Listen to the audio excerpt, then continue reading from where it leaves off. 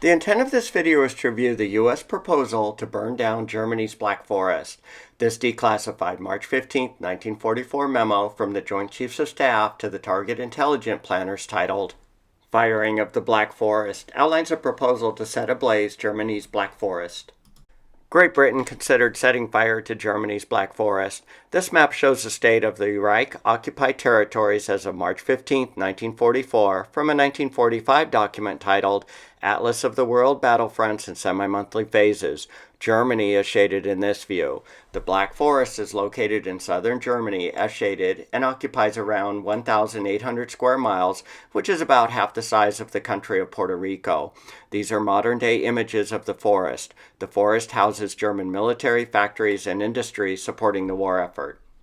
In 1940, the RAF attempted to set the forest on fire by dropping incendiary leaves. This is an image of an incendiary leaf. The incendiary bombing effort was codenamed Operation Razzle. Incendiary leaves were dropped by RAF bombers. Each bomber could release 250,000 leaves. The leaves were small cardboard paper strips. The incendiary medium was phosphorus, which would ignite on air contact. They were dropped in bundles soaked in water. When the water evaporates, the phosphorus incendiary ignites by air contact for around 30 seconds. The effort was deemed not successful.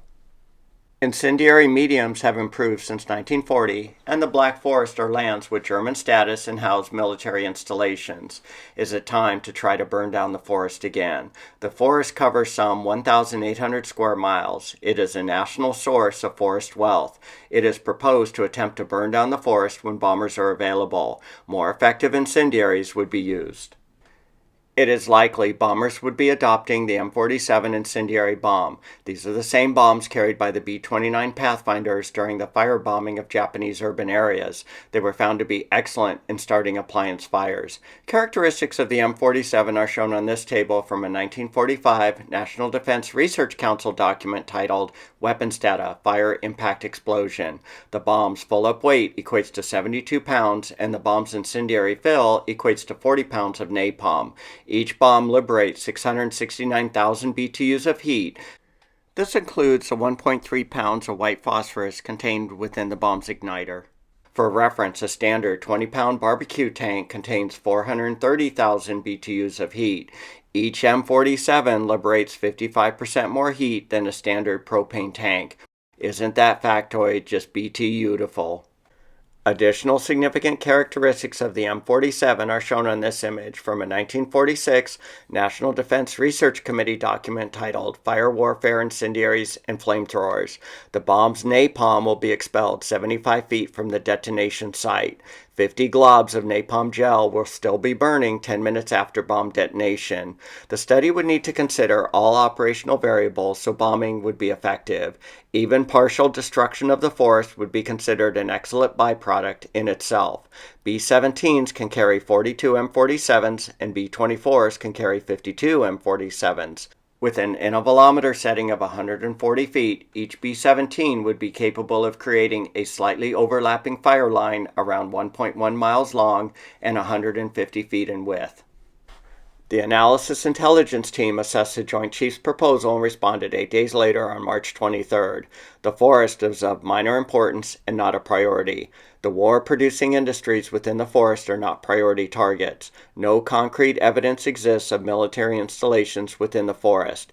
Conditions would need to be perfect for an uncontrolled forest fire to develop. Destruction of the forest would have little effect on Germany's war effort and would have long-lasting consequences after the war. The March 23rd response memo was reviewed by the Joint Chiefs of Staff, and their reply is shown on this page dated March 28th.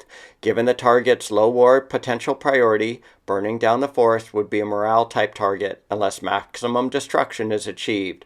Only a few planes would be needed, atmospheric conditions would need to be right, the target is easy to find, and the target could be easily reached from the bombers based from Italy. In reality, both the 8th U.S. Army Air Forces operating out of Great Britain or the 15th Army Air Forces operating out of Italy could reach the forest with their heavy bombers. The RAF leaves were not effective as you desired treetop canopy fires. Channel commentary. This would be an excellent application of M47s fitted with proximity fuses, where the bomb's burster-igniter detonation can be controlled to a specific distance above the ground. Once this fire has started, it would be difficult to stop. Although this proposal was rejected, it may be revisited in the future, where burning down the forest may be a little treat we can afford the Reich as time goes on. I hope so. The paper trail for this proposal went cold after the March 27th Joint Chief response. There is no archive evidence the plan was addressed again. Had the U.S. fully implemented the plan, the damage would have exceeded the area of either the 1881 Michigan Thumb Fire or the more recent 2020 California Complex Fire. The ash from the 1881 Thumb Fire blotted out the sun in states as far away as New England, some 800 miles away. The 2020 Complex Fire was the largest wildfire in California history.